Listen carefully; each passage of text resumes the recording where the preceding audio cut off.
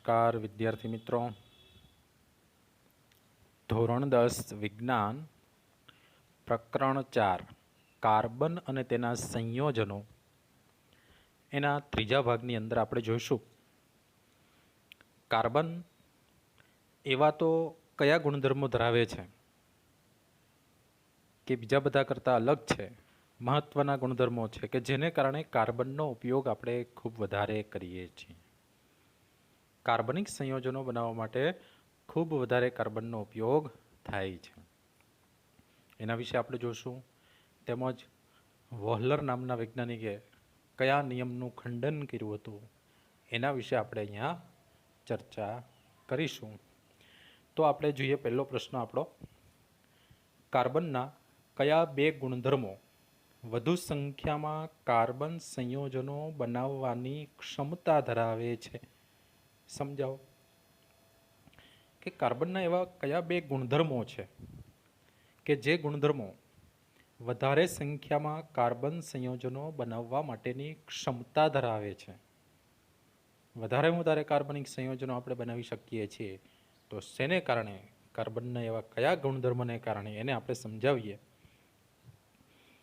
તો આપણે જોઈએ, કાર્બન પરમાણુ અન્ય પરમાણુઓ સાથે ઇલેક્ટ્રોનની ભાગીદારી દ્વારા સહસંયોજક બંધનું નિર્માણ કરી આશરે 3 મિલિયન જેટલા સંયોજનો બનાવે છે. મિલિયન એટલે 10 લાખ, 3 મિલિયન જેટલા લગભગ 30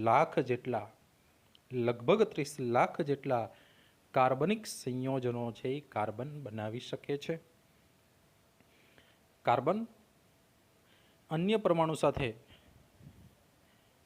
સહસંયોજક બંધ બનાવીને આવા 30 લાખ જેટલા કાર્બનિક સંયોજનો બનાવી શકતો હોય તો કાર્બન આપણા માટે ખૂબ વધારે અગત્યનો છે એમ કહી શકાય. તે નીચેના ગુણધર્મો ઉપર આધાર રાખે છે અને જે મહત્વના બે ગુણધર્મ છે એમાંનો પહેલો ગુણધર્મ આપણે જોઈએ, કાર્બનનો કેટેનેશન ગુણધર્મ. તો કાર્બનનો કેટેનેશનનો ગુણધર્મ એટલે શું? કાર્બન છે એનું કેટેનેશન એટલે શું? તો એના વિશે આપણે જોશું કે કાર્બન પરમાણુ અન્ય કાર્બન પરમાણુ સાથે બંધ બનાવવાની અદ્વિતીય ક્ષમતા ધરાવતો હોવાથી તે ખૂબ જ વધુ સંખ્યામાં અણુઓ એટલે કે સંયોજનો બને છે, બનાવી શકે છે. કાર્બન પરમાણુ બીજા કાર્બન પરમાણુ સાથે તેમજ બીજા તત્વની સાથે સહસંયોજક બંધ દ્વારા જોડાય અને મજબૂત ક્ષમતા ધરાવે છે. આમ કાર્બન પરમાણુ બીજા પરમાણુઓ સાથે સહસંયોજક બંધ દ્વારા જોડાવાની જે એનામાં અને તેની સાથે બંધ બનાવવાની જે અદ્વિતીય ક્ષમતા એટલે કે ખૂબ જ સારી એવી મજબૂત ક્ષમતા છે અને એના દ્વારા અસંખ્ય એટલે કે ઘણા બધા અણુઓ સંયોજનો છે એ બનાવી શકે છે. કાર્બનના આ ગુણધર્મને કેટેનેશન કહેવાય. કેટેનેશન એટલે કાર્બન પરમાણુ બીજા કાર્બન પરમાણુ સાથે કે અન્ય તત્વોના પરમાણુ સાથે સહસંયોજક બંધ દ્વારા જોડાઈને ઘણા બધા સંયોજનો બનવાની જે એનામાં ક્ષમતા છે, જેના એનામાં ગુણધર્મ છે, આ ગુણધર્મને કેટેનેશન કહેવામાં આવે છે. આ સંયોજનો કાર્બનની લાંબી શૃંખલા, કાર્બનની શાખિત શૃંખલા અથવા તો વલયોમાં ગોઠવાયેલા કાર્બન પરમાણુઓની શૃંખલા અથવા તો આવા પરમાણુઓ ધરાવે છે. કેવા પ્રકારના સંયોજનો બનાવે છે? કાર્બનની લાંબી શૃંખલાવાળા સંયોજનો બનાવે. આ ઉપરાંત કાર્બનની શાખાવાળી શૃંખલા છે એવા સંયોજનો પણ બનાવે છે. તેમજ કાર્બન છે એ વલયોમાં ગોઠવાયેલા હોય એવી કાર્બનના પરમાણુઓની શૃંખલાઓ છે એટલે કે વલયાકાર હોય એવા પ્રકારના સંયોજનો છે એ બનાવી શકે છે. કાર્બન પરમાણુ એકલ બંધ અથવા તો દ્વિબંધ અથવા તો ત્રિબંધ દ્વારા અન્ય પરમાણુઓ સાથે જોડાઈ શકે છે. કાર્બન પરમાણુ બીજા કાર્બન પરમાણુ સાથે એક બંધ દ્વારા, દ્વિબંધ દ્વારા તેમજ ત્રિબંધ દ્વારા સહસંયોજક બંધથી જોડાઈ શકવાની ક્ષમતા ધરાવે છે. તો આમ કાર્બન માત્ર એક જ બંધ દ્વારા નહીં, દ્વિબંધ અને ત્રિબંધ દ્વારા પણ જોડાઈ શકે છે, જેનાથી મજબૂત કાર્બનિક સંયોજનો બને છે. આવી કાર્બનની ક્ષમતા છે, જેને કારણે મજબૂત કાર્બનિક સંયોજનો બનાવી શકે છે. કાર્બન સંયોજનોમાં જે હદે કેટેનેશનનો ગુણધર્મ જોવા મળે છે, તે કોઈ બીજા તત્વમાં આવો ગુણધર્મ જોવા મળતો નથી. એટલે કે કાર્બનનો જે કેટેનેશનનો ગુણધર્મ છે, બીજા તત્વનો પણ કેટેનેશનનો ગુણધર્મ હોય, પણ કાર્બનની જેવો કેટેનેશનનો ગુણધર્મ બીજા કોઈ તત્વની અંદર જોવા મળતો નથી. એટલા માટે કાર્બન આપણા માટે ખૂબ જ અગત્યનું છે. તેમજ કાર્બનનો બીજો ગુણધર્મ આપણે જોઈએ કે જેને કારણે પણ કાર્બન છે અસંખ્ય સંયોજનો છે બનાવી શકે છે. તો બીજો કાર્બનનો મહત્વનો ગુણધર્મ કયો છે કે કાર્બનની સંયોજકતા. કે કાર્બનની સંયોજકતા 4 છે. શા માટે?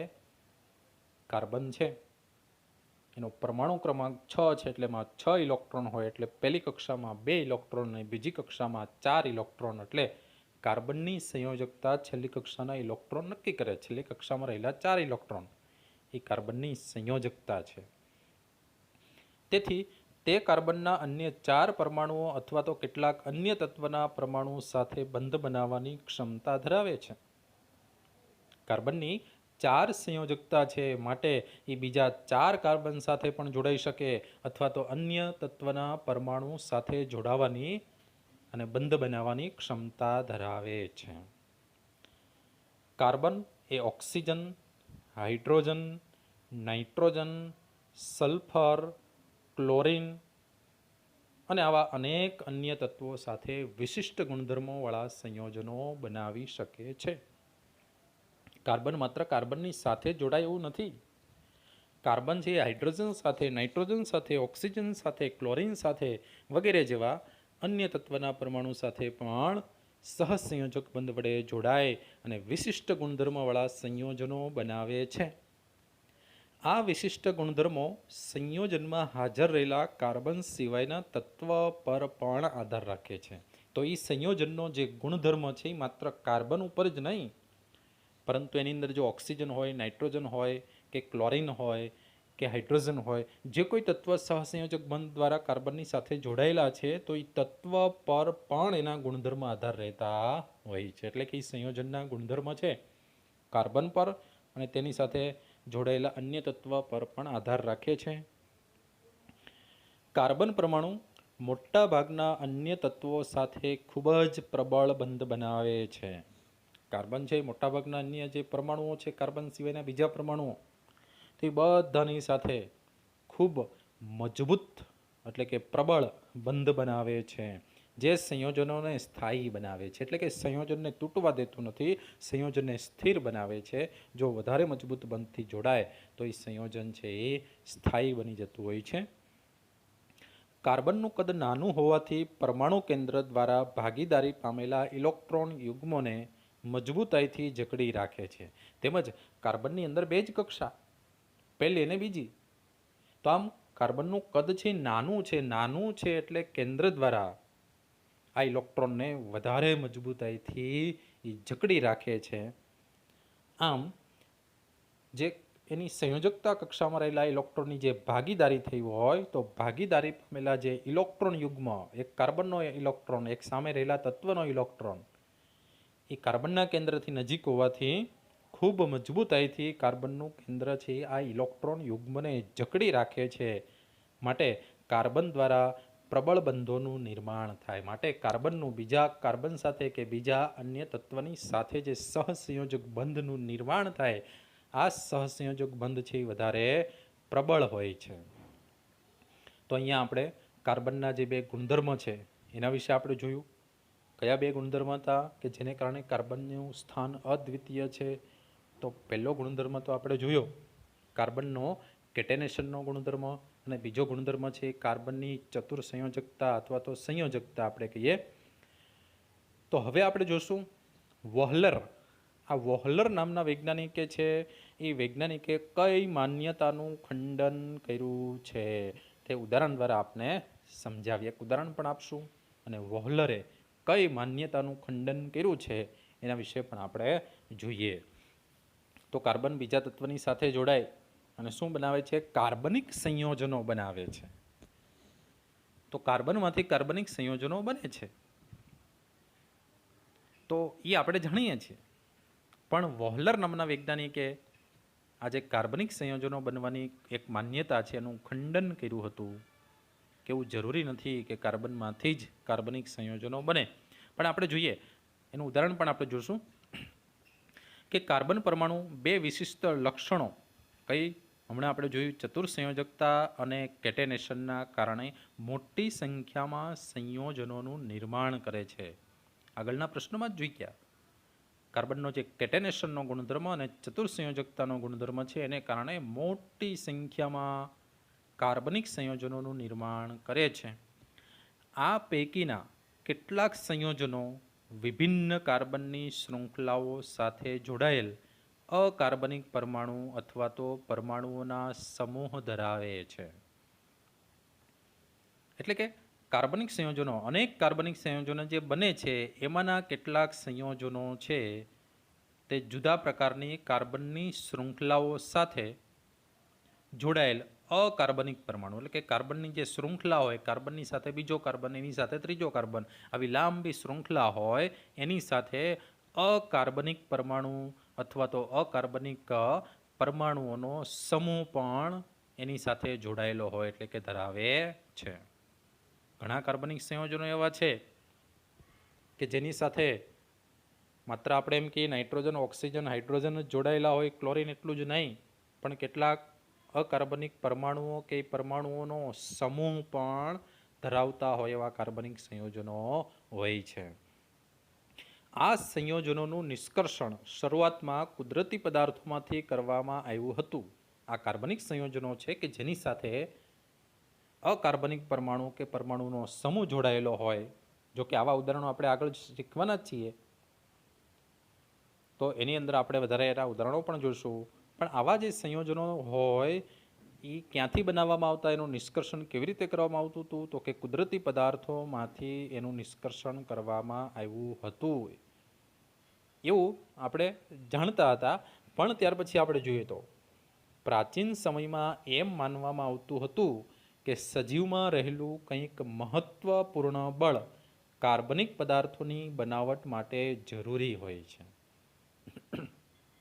કે સજીવની અંદર એવું કંઈક મહત્વપૂર્ણ બળ છે કે જે બળ કાર્બનિક પદાર્થોની બનાવટ માટે જરૂરી હોય છે. આપણા શરીરની અંદર, દરેક સજીવના શરીરની અંદર એવા પ્રકારનું એક બળ છે અને એ બળ છે એ કાર્બનિક સંયોજનો છે એને બનાવવા માટે એ બળની જરૂર પડતી હોય છે.